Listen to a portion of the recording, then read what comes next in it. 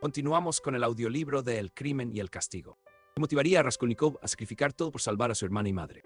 Decíamos, más la libertad de su alma que el bienestar material. Antes que renunciar a ella, comería pan negro con un sorbo de agua. No la daría por todo el Schleswig-Holstein, cuanto más por el señor Ludwig. No, la Dunia que yo conozco no es capaz de eso, y de seguro no ha cambiado. ¿Qué quiere decir entonces?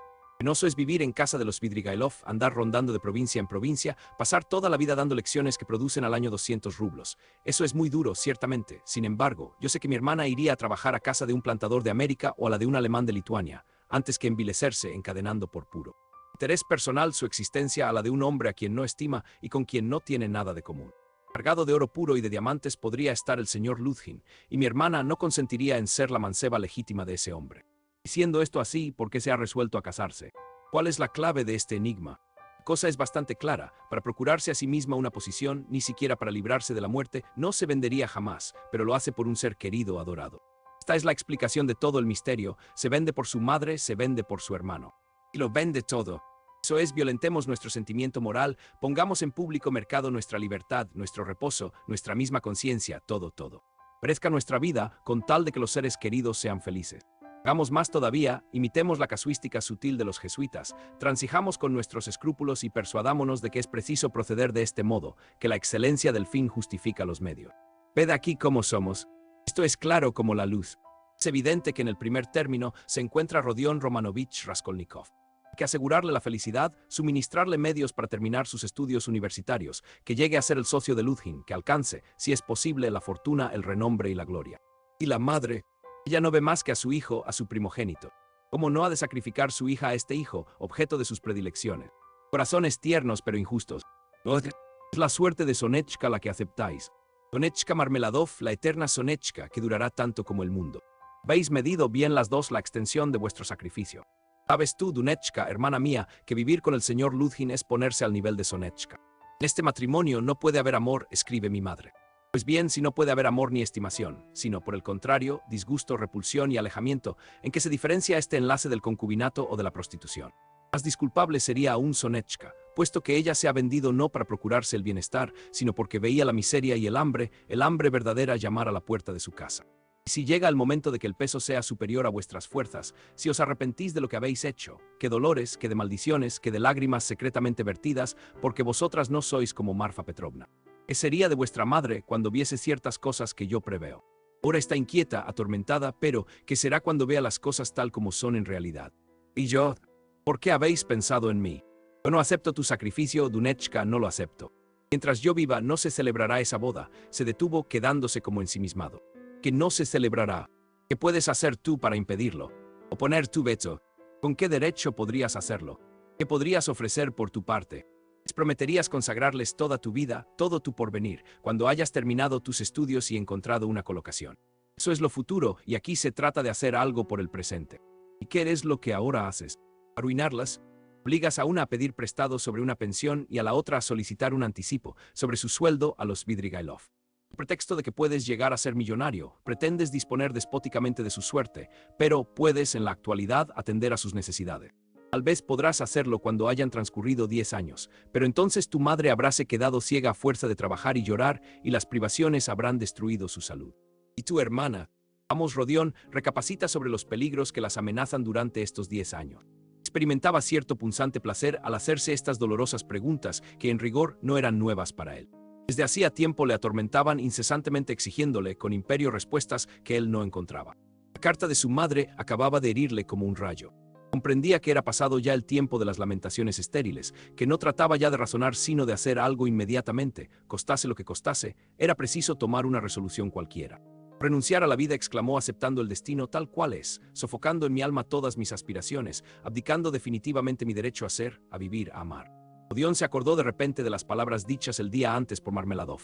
Comprende usted, señor, lo que significa esta frase, no tener ya a dónde ir. Acababa de presentarse ante su espíritu un pensamiento que también se le había ocurrido la víspera, y se estremeció. No era el retorno de este pensamiento lo que le hacía temblar, pues ya sabía que había de volver y lo esperaba, sino que esta idea no era exactamente igual a la de la víspera y consistía la diferencia en lo siguiente. Lo que un mes antes, y aún el día antes, no era más que un sueño, surgía entonces bajo una nueva forma espantosa, desconocida. El joven tenía conciencia de este cambio.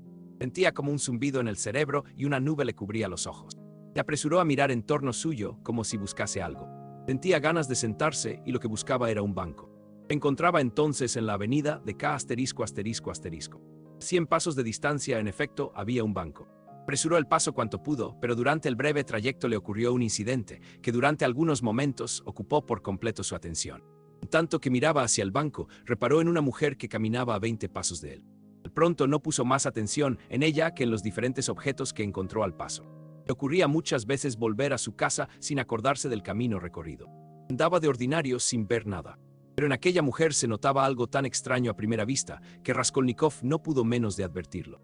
Poco a poco a la sorpresa sucedió una curiosidad contra la cual trató al pronto de luchar, pero que acabó por ser más fuerte que su voluntad. Entró de repente el deseo de saber qué era lo que había de extraño en la mujer aquella. Según todas las apariencias, debía ser muy joven. A pesar del calor, iba sin nada en la cabeza, sin sombrilla y sin guantes, moviendo los brazos de una manera ridícula. Llevaba al cuello un pañuelito pequeño y un vestido ligero, de seda, puesto de una manera singular, mal abrochado y desgarrado por detrás, cerca de la cintura. Un pedazo flotaba a derecha e izquierda. Para colmo de rareza, la joven, muy poco firme, andaba haciendo ese. Este recuerdo acabó de excitar toda la curiosidad de Raskolnikov, el cual se reunió con la joven en el momento que ésta llegaba al banco. La muchacha se tendió más bien que se sentó, puso la cabeza en el respaldo y cerró los ojos como una persona quebrantada por la fatiga. Al examinarla, comprendió Raskolnikov que estaba embriagada y la cosa le pareció tan extraña que no podía dar crédito a sus propios ojos. Tenía ante él una carita casi infantil que apenas representaba 16 años, quizás solamente 15. Aquella cara, rodeada de cabellos rubios, era muy linda, pero estaba como arrebatada y un poco hinchada. Parecía que la joven no tenía conciencia de sus actos. Estaba con las piernas cruzadas una sobre la otra en actitud muy poco decorosa, y todos los indicios hacían suponer que no se daba cuenta del lugar donde se hallaba. Raskolnikov no se sentaba ni quería irse, y permanecía en pie frente a ella sin saber qué resolver. Era más de la una y hacía un calor insoportable, así es que la avenida, que a otras horas suele estar muy concurrida, estaba casi desierta. Sin embargo, a 15 pasos de distancia se mantenía apartado, en la cuneta del paseo, un señor que evidentemente deseaba aproximarse a la joven con ciertas intenciones. También, sin duda, la había visto de lejos y puéstose a seguirla, pero la presencia de Raskolnikov le embarazaba. Echaba disimuladamente, es verdad, miradas irritadas a este último y esperaba con impaciencia el momento en que aquel descamisado le cediese el puesto. Nada más claro. Tal caballero, vestido muy elegantemente, era de unos 30 años, grueso, fuerte, de tez rojiza, de labios rosados y fino bigote. Raskolnikov, invadido de violenta cólera y deseoso de insultarle, se apartó un instante de la joven y se aproximó al señor. «Svidrigailov», exclamó el joven apretando los puños y riendo sardónicamente, lo que hacía que los labios se le cubriesen de espuma. El elegante frunció las cejas y su fisonomía tomó un aspecto de altanero estupor. «¿Qué significa esto?», continuó con un tono despreciativo. «Esto significa que es preciso que se vaya con la música a otra parte». «¿Cómo te atreves, canalla?». Levantó el bastón, pero Raskolnikov, con los puños cerrados, se lanzó sobre el grueso señor, sin pensar que éste habría dado fácilmente cuenta de dos adversarios como él. Mas en aquel momento, alguien asió por detrás a Raskolnikov. Era un guardia que acertó a pasar casualmente junto a ellos. «Calma, señores, no se peguen ustedes en la vía pública». «¿Qué le pasa a usted?». «¿Quién es usted?», preguntó severamente a Raskolnikov, fijándose en su miserable aspecto. Raskolnikov miró con atención a quien le hablaba. El guardia, con sus bigotes blancos, tenía cara de soldado veterano, parecía además inteligente. «Usted precisamente tenía necesidad», dijo el joven, y agarró por el brazo al guardia. «Soy un antiguo estudiante, me llamo Raskolnikov. Usted puede también oírlo», añadió, dirigiéndose al caballero. «Venga usted conmigo», y sin soltar al guardia, le llevó hasta el banco. «Mire usted, esa joven se halla en completo estado de embriaguez. Hace un momento se paseaba por la avenida. Es difícil averiguar su posición social, pero no parece mujer de vida alegre. Más probable es que la hayan emborrachado y abusado de ella después. ¿Comprende usted? Luego, ebria como estaba, la han echado a la calle. Vea usted los jirones que tiene el traje. Repare usted cómo lo lleva puesto. Esta joven no se ha vestido por sí misma, la han vestido manos inexpertas, seguramente manos de hombre. Fíjese usted. Este buen señor, con quien quería agarrarme hace un momento, a quien no conozco, a quien veo por primera vez, advirtiendo que esta muchacha está ebria y que no tiene conciencia de nada, ha querido aprovecharse de su estado para llevarla Dios sabe a dónde. Esté usted seguro de que no le engaño. He visto cómo la miraba y la seguía, pero como mi presencia le estropeaba la combinación, esperaba que me marchase. Vea usted cómo se ha separado de nosotros y con qué aire de importancia hace un cigarrillo. ¿Cómo libraremos a esta joven de sus insidias? ¿De qué modo hacer que se vuelva a su casa? Piense usted un poco en esto». El guardia se hizo cargo inmediatamente de la situación y se puso a reflexionar. No había duda respecto a las intenciones del caballero, pero quedaba la muchacha. El soldado se inclinó hacia ella para examinarla de cerca, y en su semblante se dibujó verdadera compasión. «¡Ah, qué desgracia!», dijo moviendo la cabeza. «Es todavía una niña. De seguro se la ha tendido un lazo. Escuche, señorita, ¿dónde vive usted?». El joven levantó pesadamente los párpados y miró a los dos hombres con expresión imbécil e hizo un gesto como para rechazarlos. Raskolnikov sacó del bolsillo 20 kopecks. «Tome usted», dijo al guardia, «tome usted un coche y llévela a su casa. Solo falta que nos dé su dirección». «Señorita es señorita», dijo de nuevo el guardia después de tomar el dinero. «Voy a buscar un coche y yo mismo la conduciré a usted a su casa». «¿Dónde hay que llevarla? ¿Dónde vive usted?». «Oh, Dios mío». «Me prenden», murmuró la joven con el mismo movimiento de antes. «¡Ah, qué ignominia! ¡Qué infamia!», dijo el soldado, sintiendo a la vez piedad e indignación. «Haya un apuro», añadió dirigiéndose a Raskolnikov, a quien miró de nuevo de pies a cabeza. Aquel desarrapado tan dispuesto a dar dinero le parecía enigmático. «¿Ha encontrado usted muy lejos de aquí?», preguntó. «Ya le he dicho que iba delante de mí, por la avenida, tambaleándose. Apenas llegó a este banco, se dejó caer en él». «¡Ah, qué infamias se cometen en el mundo, señor! Tan joven y borracha. Han engañado, de seguro. Tiene la ropa desgarrada. Oh, cuánto vicio hay en el día. Quizás sean sus padres nobles arruinados. Hay tantos ahora. Parece una señorita de buena familia». ¿Acaso el guardia era padre de hijas bien educadas, a las cuales pidiera tomarse por muchachas de buena familia? Lo esencial, dijo Raskolnikov, es impedir que caiga en las manos de ese hombre. Me fijo que el bribón no ha desistido de su propósito. «Ali sigue». Al decir estas palabras, el joven levantó la voz e indicó con un ademán al caballero. Este, al oír lo que de él se decía, hizo ademán de enfadarse, pero después, pensándolo mejor, se limitó a lanzar a su enemigo una mirada despreciativa y se alejó otros 10 pasos, deteniéndose de nuevo. «No se saldrá con la suya ese señor», respondió con aire pensativo el guardia, «si dijese dónde vive. Pero no sabiéndolo. Señorita, Señorita», añadió dirigiéndose otra vez a la joven. De repente la muchacha abrió los ojos y miró atentamente, como si un rayo de luz iluminase su espíritu. Se levantó y echó a andar en dirección opuesta a la que había llevado. «Vaya con los sinvergüenzas. Qué manera de asediar a una», dijo extendiendo de nuevo el brazo como para apartar a alguien. Iba deprisa, pero con paso siempre poco seguro.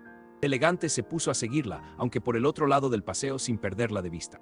«Esté usted tranquilo, repito que no se saldrá con la suya», dijo resueltamente el guardia y partió en seguimiento de la joven. «¿Cuánto vicio hay ahora?», repitió exhalando un suspiro. En aquel momento debió operarse un cambio tan completo como repentino en el ánimo de Raskolnikov, porque dirigiéndose al guardia gritó: «Escuche usted». El interpelado se volvió. «Déjela usted. ¿Por qué se ha de mezclar usted en esto? Que se divierta», y señalaba al elegante, «si quiere». «¿Usted qué más le da?». El soldado no comprendió este lenguaje y miró asombrado a Raskolnikov, que se echó a reír. «Ea», dijo el guardia agitando el brazo. Después se alejó detrás del señor elegante y de la muchacha. Probablemente habría tomado a Raskolnikov por un loco o por algo peor. «Se me ha llevado mis 20 kopecks», dijo este con cólera cuando se quedó solo.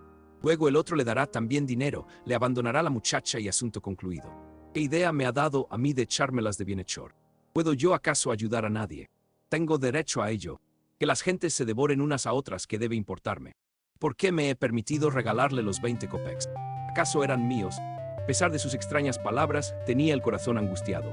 Se sentó como anonadado en el banco. Sus pensamientos eran incoherentes. Le molestaba en aquel momento pensar en nada. Hubiera querido dormirse profundamente, olvidarlo todo, despertarse después y comenzar una nueva vida. «Pobrecilla», dijo contemplando el sitio donde poco antes había estado sentada la joven. «Cuando vuelva en sí llorará, su madre sabrá su aventura. Primero la zarandeará, después la dará latigazos para añadir la humillación a su dolor y quizá la echará de casa. Aun cuando no la eche, cualquier Daría Franzovna husmeará la casa y la pobre muchacha irá rodando de una parte a otra hasta que entre en el hospital. Lo que no tardará en suceder, siempre pasa lo mismo a las muchachas que hacen a escondidas esa vida, porque tienen madres muy honradas. Una vez curada volverá a las andadas, después otra vez al hospital, las tabernas y otra vez al hospital. Al cabo de 2 o 3 años de esta vida, a los 18 o a los 19 años será un andrajo. Cuántas que han comenzado como esta he visto acabar del mismo modo. Pero necesario se dice que así suceda, es un tanto por ciento anual, una prima de seguro público que debe ser pagada, para garantizar el reposo de las otras. Un tanto por ciento, qué lindas frases, encierran algo científico que tranquiliza. Cuando se dice tanto por ciento no hay más que hablar, ya no hay para qué preocuparse. Con otro nombre la cosa nos preocuparía más. ¿Quién sabe si Dunechka no está comprendida en el tanto por ciento del año próximo, o quizás en el de este mismo año? Pero ¿a dónde me proponía ir?, pensó de repente. Es extraño. Al salir de casa tenía un propósito. Al acabar de leer la carta salí. Así. Ya me acuerdo. Iba a la plaza de Basilio Ostrov a casa de Razumikin. ¿Más para qué? ¿Cómo se me ha ocurrido la idea de visitar a Razumikin? No se comprendía él mismo. Razumikin era un condiscípulo suyo de universidad. Es de advertir que, cuando Raskolnikov asistía a las clases de derecho, vivía muy aislado. No iba a casa de ninguno de sus condiscípulos ni recibía sus visitas. Estos, por su parte, le correspondían del mismo modo. Jamás tomaba parte ni en las reuniones ni en las bromas de los estudiantes. Le estimaba por su ejemplar aplicación. Era muy pobre, muy orgulloso y muy reservado. Sus compañeros creían que Raskolnikov los miraba desdeñosamente como si fueran chiquillos, o por lo menos seres muy inferiores a él en conocimientos, en ideas y en desarrollo intelectual. No obstante, intimó bastante con Razumikin, o mejor dicho, se mostró con él de carácter menos cerrado que con los otros. Verdad es que el genio franco e irreflexivo de Razumikin inspiraba irresistible confianza. Era este joven en extremo alegre, expansivo y bueno hasta la candidez, lo que no impedía que tuviese otras cualidades serias. Sus compañeros más inteligentes reconocían su mérito y todos le apreciaban. No tenía pelo de tonto, aunque pareciese imbécil. A primera vista llamaba su atención por sus cabellos negros, su rostro siempre mal afeitado, su alta estatura y su excesiva delgadez. Calavera en ocasiones se le tenía por un Hércules. La noche que recorría las calles de San Petersburgo en compañía de algunos amigos, echó a rodar de un solo puñetazo a un guardia municipal que tenía 2 archines y 12 Bechocks 9. Podía hacer los mayores excesos de bebida y observaba, cuando se lo proponía, la más estricta sobriedad. Y a veces cometía inexcusables locuras, procedía a otras con cordura ejemplar. Más notable del carácter de Razumikin era que jamás se descorazonaba ni se dejaba abatir por las contrariedades. Vivía en una guardilla, soportando los horrores del frío y del hambre, sin que por ello perdiera un momento su buen humor. Muy pobre, reducido a procurarse lo necesario para su subsistencia, encontraba medio de ganarse, bien o mal, la vida, porque era sobradamente despreocupado y conocía una porción de sitios en que le era posible encontrar dinero, por supuesto trabajando. Mueve aproximadamente 1,88 metros. Pasó todo un invierno sin fuego. Aseguraba que este le agradaba sobremanera porque se duerme mejor cuando se tiene frío. Últimamente había tenido que dejar la universidad por falta de recursos, pero confiaba en reanudar en breve sus estudios y tampoco se descuidaba en mejorar su situación pecuniaria. Raskolnikov no había estado en su casa desde hacía 4 meses y Razumikin ignoraba dónde vivía su amigo. Se habían cruzado en la...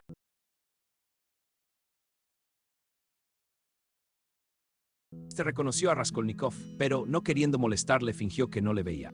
En efecto, no hace mucho que me proponía ir a casa de Razumikin a fin de suplicarle que me proporcionase algunas lecciones o cualquier otro trabajo, se decía Raskolnikov. Pero ahora, ¿de qué ha de servirme? Pongamos que puede proporcionarme alguna lección. Hasta quiero suponer también que, hallándose en fondos, se quede sin un kopek siquiera para facilitarme medios con que comprar unas botas y el traje decente que necesita un pasante. Bueno, y después, ¿qué hago yo con unas cuantas piataks 10? ¿Qué resuelvo con ellos? Sería una necedad ir a casa de Razumikin. La piatak es una moneda de 5 kopeks, equivalente a unos 4 centavos. La razón de saber por qué se dirigía entonces a casa de su amigo le causaba tormento mayor de lo que a sí mismo se confesaba. Ansiaba dar algún sentido siniestro a esta marcha, en apariencia la más sencilla del mundo. Es posible que en mi situación haya puesto mis esperanzas todas en Razumikin. ¿Esperaba yo realmente del remedio?, se preguntaba con estupor. Reflexionaba, se frotaba la frente y de repente, después de haber puesto algún tiempo su espíritu en tortura, brotó en su cerebro una extraña idea. Sí, iré a casa de Razumikin, pero no ahora. Iré a verle al día siguiente, cuando aquello esté hecho y mis negocios tengan otro aspecto. Apenas hubo pronunciado aquellas palabras, experimentó una brusca conmoción. Cuando aquello esté hecho, exclamó con un sobresalto que le hizo levantarse del banco en que estaba sentado. ¿Sucederá eso? ¿Será posible? Dejó el banco y se alejó con apresurado paso. Su primer movimiento fue el de dirigirse a su domicilio, ¿más para qué? Volver a aquel aposento en que acababa de pasar más de un mes premeditando todo aquello. Al saltarle este pensamiento, se sintió disgustado y se puso a marchar a la aventura. Su temblor nervioso tomó un carácter febril. Estremeció convulsivamente y, a pesar de la elevación de la temperatura, tenía frío. Hacia su pesar, cediendo a una especie de necesidad interior, se esforzaba en fijar su atención en los diversos objetos que encontraba, para librarse de la obsesión de una idea que le trastornaba. En vano trataba de distraerse, a cada instante caía en su preocupación. Cuando levantaba la cabeza dirigía sus miradas en torno suyo, y olvidaba durante un minuto lo que venía pensando y aún el lugar donde se encontraba. Este modo fue como atravesó toda la plaza de Basilio Ostrov, desembocó en el pequeño Neva, pasó el puente y llegó a las islas. El verdor y la frescura regocijaron sus ojos, acostumbrados al polvo, a la cal, a los montones de arena y de escombro. Allí nada de ahogo, de exhalaciones metíficas ni de taberna. Pero pronto perdieron estas sensaciones nuevas su encanto y dieron lugar a una gran inquietud. A veces el joven se detenía delante de alguna quinta que surgía coquetonamente en medio de una vegetación riente, miraba por la verja y veía en las terrazas y balcones mujeres elegantemente vestidas o niños que correteaban por los jardines. Se fijaba principalmente en las flores, era lo que atraía más sus miradas. De tiempo en tiempo pasaban al lado de él caballeros y amazonas y soberbios carruajes. Los seguía con los ojos curiosos y los olvidaba antes de que lo hubiese perdido de vista. Se detuvo para contar el dinero que llevaba en el bolsillo y se encontró dueño aproximadamente de 30 copecks. Dado 20 al guardia y 3 a Anastasia por la carta, pensó, por consiguiente, son 43 o 50 copecks los que dejé ayer en casa de Marmeladov. Había tenido motivo para comprobar el estado de su hacienda, pero un instante después ya no se acordaba de la razón por la cual sacó el dinero del bolsillo. Poco rato se acordó de comer, al pasar delante de un figón, su estómago se lo recordaba. Entró en la taberna, se echó al cuerpo una copa de aguardiente y tomó un bocado. El poco de aguardiente que acababa de tomar le hizo inmediatamente efecto, le pesaban las piernas y le dio sueño. Quiso volverse a su casa, pero al llegar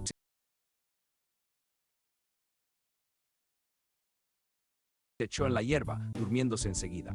Cuando se está algo enfermo, los sueños suelen distinguirse por su relieve extraordinario y por su asombrosa semejanza con la realidad.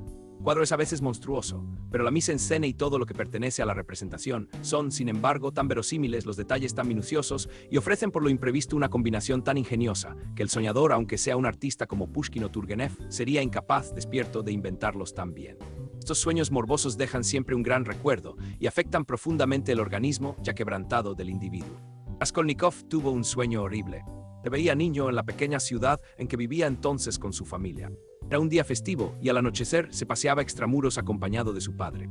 El tiempo era gris, la atmósfera pesada, los lugares exactamente tales como su memoria los recordaba. En su sueño advirtió más de un detalle de que despierto no se acordaba. Veía todo el pueblo, en los alrededores ni un solo sauce blanco. Allá, muy lejos, en el confín del horizonte, un bosquecillo formaba una mancha negra. Aquí lo dejamos por hoy. Mañana continuamos con la historia. Suscríbete para seguir la serie completa.